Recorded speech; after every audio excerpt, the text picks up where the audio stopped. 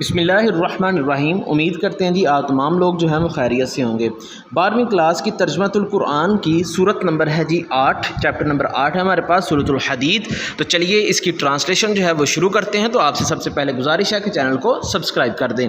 تو ہمارے پاس ہے جی سب سے پہلے اس کا تعارف۔ تو تعارف کے اندر انہوں نے بیان کیا ہے کہ سورۃ الحدید جو ہے یہ قرآن مجید کی صورت نمبر 57 ہے۔ تو پہلی لائن میں ہمارے پاس MCQs آ گیا کہ سورۃ الحدید کا توقیفی نمبر جو ہے وہ کیا ہے، یعنی کہ ترتیب توقیفی جو ہے اس کے لحاظ سے اس کا کون سا نمبر ہے۔ تو اس کا نمبر جو ہے وہ ہمارے پاس 57 ہے۔ یہ 27ویں پارے میں ہے۔ اس کا دوسرا MCQs آ گیا کہ یہ کس پارے میں موجود ہے، 27ویں پارے کے اندر۔ یہ مدینہ منورہ میں نازل ہوئی، مطلب کہ یہ صورت جو ہے یہ مدنی صورت ہے۔ اس صورت میں 29 آیات اور 4 رکوع ہیں۔ تو ٹوٹل ہمارے پاس جو ہے یہ اس کے مختصر سے جو تعارف کے اندر جو ہے وہ 5 MCQs آگے کہ یہ 57 نمبر ہے، 27ویں پارے میں ہے، مدینہ میں نازل ہوئی، 29 آیات ہیں اور 4 رکوع ہیں۔ آگے جی ہمارے پاس اس صورت جو ہے اس کا جو ہے وہ ہمارے پاس آگے جی وجہ تسمیہ۔ تو اس صورت کی 25ویں آیت کے اندر جو ہے وہ لفظ 25ویں آیت میں حدید کا لفظ آیا ہے جس کا معنی لوہا ہے۔ اسی مناسبت سے اس صورت کا نام سورۃ حدید ہے۔ تو یہ ہمارے پاس آگے جی اس کی وجہ تسمیہ۔ تو اس کے اندر انہوں نے یہ جو ہے آیت دی ہے جی آیت نمبر 25، اس میں یہ ورڈ جو ہے حدید آیا ہے جس کی وجہ سے جو ہے وہ اس کا نام سورۃ حدید رکھا گیا ہے۔ تو یہ ہمارے پاس شارٹ کویسچن آگے ہے جی مسبحات سے کیا مراد ہے، مسبحات کنہیں کہتے ہیں۔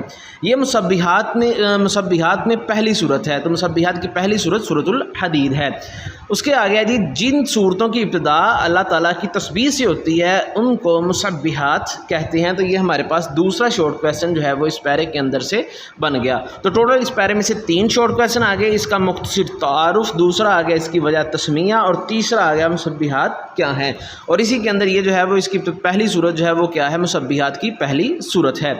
نبی کریم یہ آگے جی اس کی آگے فضیلت کے سورۃ حدید جو ہے اس کی فضیلت جو ہے وہ بیان کریں۔ تو یہ بھی شارٹ کویسچن آ گیا کہ نبی کریم خاتم النبیین صلی اللہ علیہ وآلہ وسلم سونے سے پہلے مسبحات کی تلاوت فرمایا کرتے تھے اور فرماتے تھے کہ ان میں ایک ایسی آیت ہے جو 1000 آیات سے افضل ہے۔ تو مسبحات کے اندر جو ہے وہ 1000 آیات سے بہتر جو ہے وہ ایک آیت موجود ہے۔ تو یہ ہمارے پاس اس کا مکمل جو ہے وہ تعارف ہو گیا۔ نیکسٹ ہے جی ہمارے پاس اس کا مرکزی موضوع کیا ہے۔ تو سورۃ حدید کا مرکزی موضوع جو ہے انفاق فی سبیل اللہ، مطلب کہ اللہ کے راستے میں خرچ کرنا اور جہاد فی سبیل اللہ کی تلقین اور ترغیب ہے کہ اللہ کے راستے کے اندر جو ہے وہ جہاد کرنا، مال خرچ کرنا، اس کی تلقین کی گئی ہے۔ آگے ہمارے پاس ہے جی اس کے بنیادی مضامین۔ تو بنیادی مضامین کے اندر جو ہے وہ ہمارے پاس ہے جس کا آغاز کے اندر اللہ تعالیٰ کی توحید و صفات اور قدرت کاملہ کا بیان۔ تو سورۃ حدید کے آغاز میں اللہ تعالیٰ کی توحید و صفات اور قدرت کاملہ کا بیان ہے۔ اس میں بتایا گیا ہے کہ اللہ تعالیٰ زمین و آسمان اور موت و حیات کا مالک ہے۔ اس کی نہ کوئی ابتدا ہے نہ کوئی انتہا، اور وہ زمین و آسمان کی ہر چیز کو جانتا ہے، سب نے اسی کے پاس جانا ہے۔ تو یہ اللہ تعالیٰ کی جو ساری کی ساری قدرت کاملہ ہیں ان کی چیزیں بیان ہو رہی ہیں۔ اس کے بعد آگے جی یہاں تک ہمارے پاس آگے جی صفات کا بیان۔ اس کے بعد ہے جی دعوت انفاق فی سبیل اللہ کی ترغیب۔ تو نیکسٹ ہمارے پاس جو ہے یہ پوائنٹ بن جائے گا۔ اس کے بعد اللہ تعالیٰ نے، آپ اس کو جو ہے وہ اگر ہیڈنگ دے کے لکھیں گے تو آپ لکھ دیجئے گا کہ اللہ تعالیٰ نے اور اس کے رسول پر ایمان لانے کی دعوت اور انفاق فی سبیل اللہ کی ترغیب دی گئی ہے۔ پھر ایمان لانے والوں اور اللہ تعالیٰ کے راستے میں خرچ کرنے والوں کے لیے بہترین اجر کا وعدہ کیا گیا ہے۔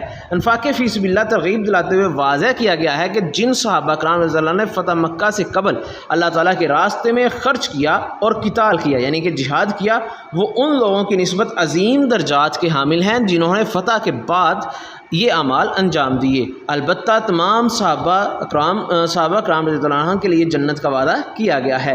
تو یہاں تک جو ہے وہ ہمارے پاس آ گیا۔ یہاں پہ اللہ پاک نے ایک جو ہے وہ چیز جو ہے اس کو ہائی لائٹ کیا گیا ہے سورۃ حدید کے اندر کہ فتح مکہ سے قبل جو اللہ کے راستے میں خرچ کرتے رہے ہیں، ایمان لایا ہے، یا اللہ کے راستے میں جو ہے وہ انہوں نے جہاد کیا ہے، وہ ان لوگوں سے افضل ہیں جنہوں نے فتح مکہ کے بعد یہ سارا کچھ کیا ہے۔ البتہ دونوں جو ہیں وہ ہمارے لیے جو ہے وہ قابل احترام ہیں، اور ان کے لیے تمام صحابہ کے لیے جو ہے وہ اللہ پاک نے جنت کا وعدہ فرمایا ہوا ہے۔ تو اس کے آگے جی ہمارے پاس دوسرا پیرا جو ہے وہ ہمارے پاس سٹارٹ ہوتا ہے جس میں انفاق فی سبیل اللہ کے بعد جو ہے وہ اللہ تعالیٰ نے مومنین اور منافقین کے انجام کا ذکر کیا. تو ہم ہیڈنگ دیں گے اس کے اوپر کہ مومنین اور منافقین کا انجام کا ذکر. انفاق فی سبیل اللہ کی ترغیب کے بعد مومنین اور منافقین کا انجام ذکر کیا گیا ہے. بتایا گیا ہے کہ اہل ایمان اس طرح جنت میں جائیں گے کہ ان کے آگے اور دائیں نور ہوگا، جبکہ منافقین اس سے محروم ہوں گے. اس کے بعد دنیا کے بے ثباتی کا ذکر کیا گیا ہے. اس صورت میں اہل ایمان کی خشیت الہی کی تلقین کی گئی ہے. تو آگے جی ہمارے پاس اہل ایمان کو خشیت الہی کی تلقین کا بیان.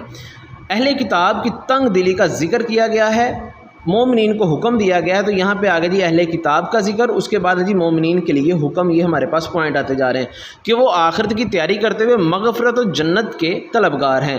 آگے ہے جی ہمارے پاس صورت کا اختتام. تو صورت کے اختتام پہ اتباع رسول خاتم النبیین صلی اللہ علیہ وسلم کے ثمرات کا ذکر ہے. یہ واضح کیا گیا ہے کہ اللہ تعالیٰ نے انبیاء اور رسول علیہ السلام کو دلائل، کتاب اور میزان کے ساتھ محبوس فرمایا ہے. یعنی کہ اللہ تعالیٰ نے نبیوں کو جو ہے وہ دلیل بھی دی ہے، کتاب بھی دی ہے، اور میزان بھی جو ہے وہ دے کے جو ہے وہ محبوس کیا ہے تاکہ انصاف پر قائم رہیں.